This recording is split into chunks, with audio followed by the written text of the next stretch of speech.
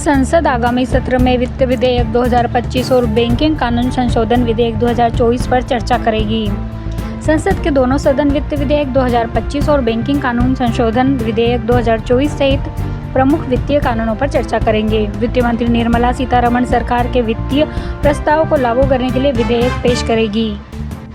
SEBI social stock एक्सचेंजों के लिए विदेशी निवेशक मानदंडों और विनियमों की समीक्षा करेगा।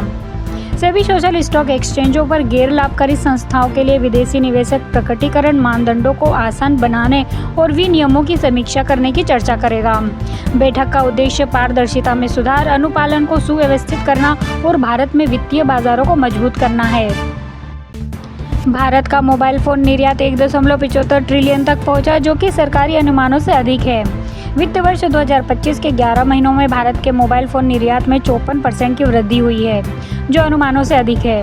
मंत्री अश्विनी वैष्णव ने $20 मिलियन का अनुमान लगाया था, लेकिन निर्यात $21 बिलियन तक पहुंच गया, जो कि वैश्विक मांग और विनिर्माण वृद्धि में वृद्धि को दर्शाता है। 4 साल में 90 लाख से ज़्यादा अपडेट IT रिटर्न दाखिल किए गए, जिससे सरकारी राजस्व में 9,118 करोड़ की बढ़ोतरी हुई है। 2022 से अब तक करदाताओं ने 90 लाख से ज़्यादा अपडेट IT रिटर्न दाखिल किए हैं, जिससे सरकारी खजाने में 9,118 करोड़ का योगदान हुआ। ITRU विकल्प अतिरिक्त कर का भुगतान करके 2 साल के भीतर संशोधित रिटर्न दाखिल करने की अनुमति देता है। सेबी FPI प्रकटीकरण नियमों को आसान बनाएगा। अनुसंधान विश्लेषकों और निवेश सलाहकारों के लिए शुल्क संग्रह मानदंडों को संशोधित करेगा। सेबी विदेशी पोर्टफोलियो निवेशकों के लिए प्रकटीकरण मानदंडों को आसान बनाने और अनुसंधान विश्लेषकों और निवेश सलाहकारों के लिए शुल्क संग्रह नियमों को संशोधित करने पर चर्चा करेगा। वार्ता में AIF ऋण निवेश और SSE पर NPO विनिमय भी शामिल होंगे। वित्त वर्ष 2025 में भारत का मोबाइल फोन निर्यात 1.75 ट्रिलियन रुपये पर पहुंच गया है, जो कि पिछले वर्ष की तुलना में 54% अधिक है। वित्त वर्ष 2025 के पहले 11 महीनों में भारत का मोबाइल फोन निर्यात 1.75 ट्रिलियन रुपये तक पहुंच गया है, जो कि सरकारी अनुमानों से अधिक है। यह पिछले वर्ष की तुलना में 54% की वृद्धि को दर्शाता है, जिससे इलेक्ट्रॉनिक्स विनिर्माण क्षेत्र को बढ़ावा मिला है। CJI ने जस्टिस यशवंत वर्मा के घर मिली नकदी की जांच के आदेश दिए। पैनल के सामने जटिल जांच। CJI संजीव खन्ना ने जस्टिस यशवंत वर्मा के घर पर मिली नकदी की न्यायिक जांच के आदेश दिए हैं। 3 जजों का पैनल कई लोगों से पूछताछ करेगा और कॉल डेटा रिकॉर्ड का विश्लेषण करेगा, जिससे यह प्रक्रिया लंबी और जटिल हो जाएगी। परीक्षण में तकनीकी समस्याओं के कारण भारत की पहली हाइड्रोजन ईंधन सेल ट्रेन जून तक विलंबित। भारत की पहली हाइड्रोजन ईंधन सेल ट्रेन का प्रशिक्षण, जो शुरू में ही दिसंबर 2024 के लिए निर्धारित था। परियोजना से परिचित अधिकारियों के अनुसार परीक्षण के दौरान पाए गए तकनीकी मुद्दों के कारण जून तक स्थगित हो सकती है।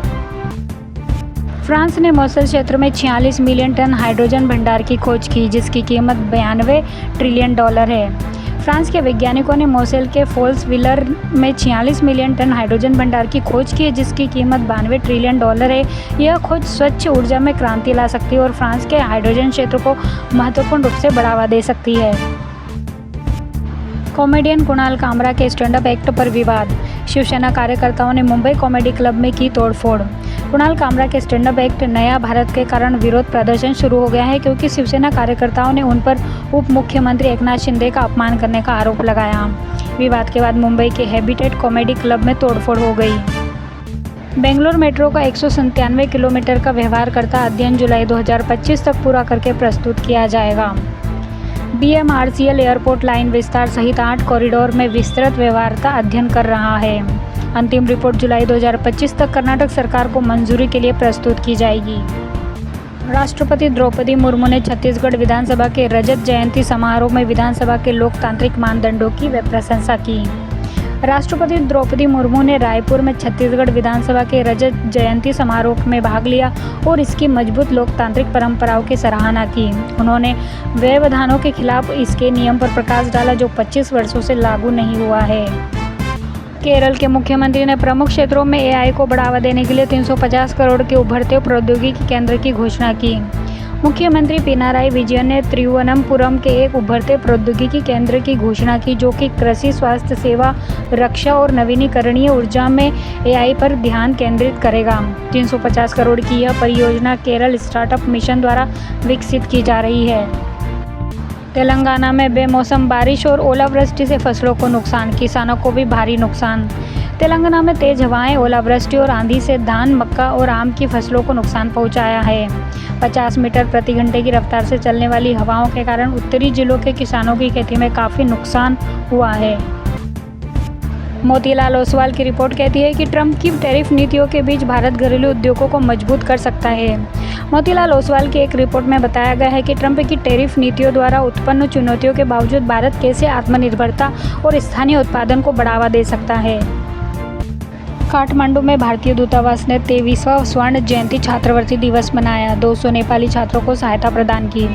नेपाल में भारतीय दूतावास में 23वां स्वर्ण जयंती छात्रवृत्ति दिवस मनाया गया, जिसमें 200 छात्रों को लाभ मिला। 2002 में इसकी स्थापना के बाद से 3500 से अधिक नेपाली छात्रों को यह प्रतिष्ठित छात्रवृत्ति मिल चुकी है। Vikram Sahu bank of America के भारत परिचालन का नेतृत्व करेंगे, काकू नखाटे की जगह लेंगे। बैंक ऑफ अमेरिका में वैश्विक इक्विटी अनुसंधान के प्रमुख विक्रम साहू भारत के कंट्री एग्जीक्यूटिव का पदभार संभालेंगे। नियामक अनुमोदन के इंतजार में वे न्यूयॉर्क से काकू नखाटे की जगह लेंगे। बहरीन ने वैश्विक प्रतिभाओं और निवेशकों को आकर्षित करने के लिए गोल्डन रेसिडेंसी वीज़ा के लिए आवेदन शुरू किए हैं। बहरीन ने अपना गोल्डन रेसिडेंसी वीज़ा शुरू किया है, जो दीर्घकालीन निवास और कार्य विशेषाधिकार प्रदान करता है। इस पहल का उद्देश्य खाड़ी देश में कुशल पेशेवर निवेशकों और दीर्घकालीन निवेशियों को आकर्षित करना है। यूक्रेन में आंशिक युद्ध विराम पर सऊदी अरब में अमेरिका और रूस के बीच वार्ता हुई। यूक्रेन में युद्ध विराम पर चर्चा करने के लिए अमेरिका और रूस के वार्ताकारों ने रियाद से मुलाकात की। वार्ता में ऊर्जा सुविधाओं, नागरिक बुनियादी ढांचे पर हमले को रोकने और काले सागर में सुरक्षित वाणिज्य शिपिंग सुनिश्चित करने पर ध्यान केंद्रित किया गया। भारत 2025 में महिला क्रिकेट विश्व कप की मेजबानी करेगा। विशाखापट्टनम में होगा उद्घाटन मैच। भारत 2025 में महिला क्रिकेट विश्व कप की मेजबानी करेगा, जिसमें कई स्थानों पर मैच खेले जाएंगे। टूर्नामेंट का पहला मैच विशाखापट्टनम में खेला जाएगा, जिसमें शीर्ष अंतर्राष्ट्रीय टीमें चैंपियनशिप खिताब के लिए प्रतिस्पर्धा करेगी। भारत ने इंग्लैंड में आयोजित 2025 में पुरुष और महिला कबड्डी विश्व कप का खिताब जीता। भारत की पुरुष और महिला टीमों ने इंग्लैंड के वोल्वरहैम्पटन में आयोजित 2025 कबड्डी विश्व कप का खिताब जीता। पुरुष टीम ने इंग्लैंड को 44-41 से हराया, जबकि महिला टीम ने फाइनल में 57-34 से शानदार जीत हासिल की। नोवाक जोकोविच ने मियामी ओपन में 411वीं करियर जीत के साथ राफेल नडाल का एटीपी मास्टर्स 1000 रिकॉर्ड तोड़ा। नोवाक जोकोविच ने मियामी ओपन में अपने एटीपी मास्टर्स 1000 मैच में 411वीं जीत हासिल की और राफेल नडाल की रिकॉर्ड तोड़ दिया, जिन्होंने अर्जेंटीना के कैमिलो उगो केराबेली को 6-1, 6-0 से निर्णायक जीत दिलाई। पुणे पहली बार Billie Jean King of Asia Oceania group 1 tournament की मेजबानी करेगा। पुणे 8 से 12 अप्रैल तक Billie Jean King cup Asia Oceania group 1 tournament की मेजबानी करेगा। महालुंगे बालेवाड़ी टेनिस कॉम्प्लेक्स में 6 टीमें प्रतिस्पर्धा करेगी, जो कि 25 साल बाद महाराष्ट्र के अंतर्राष्ट्रीय टेनिस की वापसी का प्रतीक है। बीसीसीआई ने 2024 से 2025 सत्र के लिए 5 महिला क्रिकेटरों को पहला केंद्रीय अनुबंध दिया। बीसीसीआई ने तीता साधु, श्रियंका पाटिल, अमनजीत कौर, अनुरुद्धि रेड्डी और उमा छेत्री को पहली बार केंद्रीय अनुबंध दिया। हरमनप्रीत कौर, स्मृति मंदाना और दीप्ति शर्मा ने 50 लाख के रिटेनर के साथ अपने ग्रेड ए अनुबंध को बरकरार रखा। ओपन एआई और मेटा भारत में एआई विस्तार के लिए रिलायंस के साथ बातचीत कर रहा है। ओपन एआई और मेटा ने रिलायंस इंडस्ट्रीज के साथ संभावित एआई साझेदारी पर चर्चा की है। द इन्फॉर्मेशन द्वारा उद्धृत सूत्रों के अनुसार प्रस्तावित सौदे में रिलायंस जियो द्वारा चैटजीपीटी वितरित करना शामिल हो सकता है। मीशो ने $1 बिलियन का आईपीओ लाने की योजना बनाई। मॉर्गन स्टैनली, कोटक और सिटी को सलाहकार के रूप में चुना। सॉफ्टबैंक के समर्थित मीशो का लक्ष्य इस साल के अंत में आईपीओ के जरिए $1 बिलियन जुटाना है। इसने पब्लिक ऑफरिंग के लिए Morgan Stanley, Kotak Mahindra capital और सिटी को सलाहकार के रूप में चुना है। केयर हेल्थ इंश्योरेंस को 104.77 करोड़ का आयकर डिमांड नोटिस प्राप्त हुआ। रेलिगियर एंटरप्राइजेज लिमिटेड ने कहा है कि उनकी सहायक कंपनी केयर हेल्थ इंश्योरेंस को मुंबई का आयकर विभाग ने मूल्यांकन वर्ष 2020 से 2021 और 2021 से 2022 के लिए 104.77 करोड़ का कर डिमांड प्राप्त हुआ। पूनावाला फिनकॉर्प के शेयरों में एआई संचालित अंडरराइटिंग सॉल्यूशन लॉन्च करने के बाद 4% की उछाल आई। पूनावाला फिनकॉर्प ने आईआईटी बॉम्बे के साथ मिलकर एआई संचालित अंडरराइटिंग टूल लॉन्च किया है, जिसके शेयर की कीमत में 4% की बढ़ोतरी हुई है, जो कि 13 मार्च से 24% की उछाल को आगे बढ़ाते हुए और अपने 52 हफ्ते के निचले स्तर से 30% की रिकवरी के साथ जारी रही। भारत अगले 5 वर्षों में वैश्विक व्यापार वृद्धि में 6% का योगदान देगा। DHL report trade Atlas 2025 report के अनुसार भारत अगले 5 वर्षों में वैश्विक व्यापार वृद्धि में 6% का योगदान देगा। चीन और अमेरिका वैश्विक व्यापार विस्तार में क्रमशः 12% और 10% का योगदान देंगे। APSC में संयुक्त प्रतियोगी परीक्षा 2025 के लिए आवेदन शुरू। असम लोक सेवा आयोग ने संयुक्त प्रतियोगी परीक्षा 2025 की अधिसूचना जारी कर दी है। आवेदन 28 मार्च से apsc.nic.in पर शुरू होंगे और 29 अप्रैल को बंद होंगे। शुल्क भुगतान 1 मई तक होगा। केंद्र सरकार ने भर्ती को सरल बनाने के लिए एकल सरकारी नौकरी आवेदन पोर्टल की योजना बनाई है। केंद्रीय मंत्री जितेंद्र सिंह ने सरकारी भर्ती के लिए एकीकृत नौकरी आवेदन पोर्टल की घोषणा की। इस पहल का उद्देश्य आवेदनों को सरल बनाना और प्रौद्योगिकी संचालित सुधारों के माध्यम से शासन को बेहतर बनाना है। पेपर लीक विवाद के बीच असम में कक्षा 11वीं की बोर्ड परीक्षाएं रद्द की गई। पेपर लीक के कारण असम में 24 से 29 मार्च तक होने वाली कक्षा 11वीं की बोर्ड परीक्षाएं रद्द की गई है। NSUI और ASU समेत छात्र संगठनों ने शिक्षा मंत्री रनोज पेंगू के इस्तीफे और बोर्ड प्रमुख RC जैन के निलंबन की मांग की है। इंजीनियर्स इंडिया लिमिटेड ने गेट 2025 के माध्यम से प्रबंधन प्रशिक्षु के लिए आवेदन आमंत्रित किए हैं। इंजीनियर्स इंडिया लिमिटेड गेट 2025 के माध्यम से प्रबंधन प्रशिक्षुओं की भर्ती कर रहा है। योग्य उम्मीदवार recruitment.eil.co.in पर ऑनलाइन आवेदन कर सकते हैं। आवेदन की अंतिम तिथि 7 अप्रैल 2025 है। APSC ने 2025 संयुक्त प्रतियोगी परीक्षा के लिए पंजीकरण शुरू किया है। APSC ने 2025 संयुक्त प्रतियोगी परीक्षा की घोषणा की है। योग्य उम्मीदवार 28 मार्च से 29 अप्रैल तक apsc.nic.in पर ऑनलाइन आवेदन कर सकते हैं।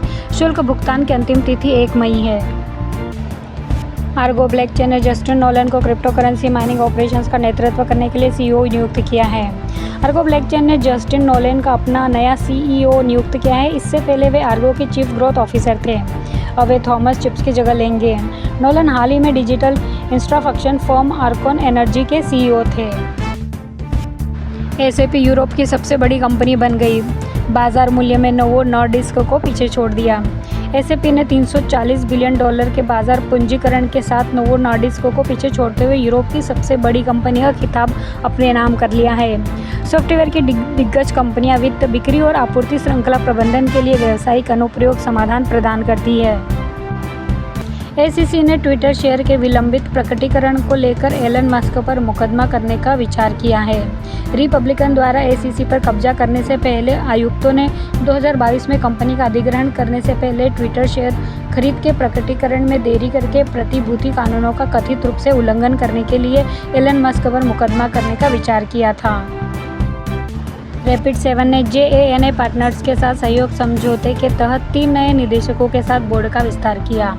Rapid7 अपने बोर्ड में वायल मोहम्मद, माइक बर्नर्स और केविन गेलिगन को नियुक्त कर रहा है, जिससे बोर्ड में सदस्यों की संख्या 11 हो जाएगी।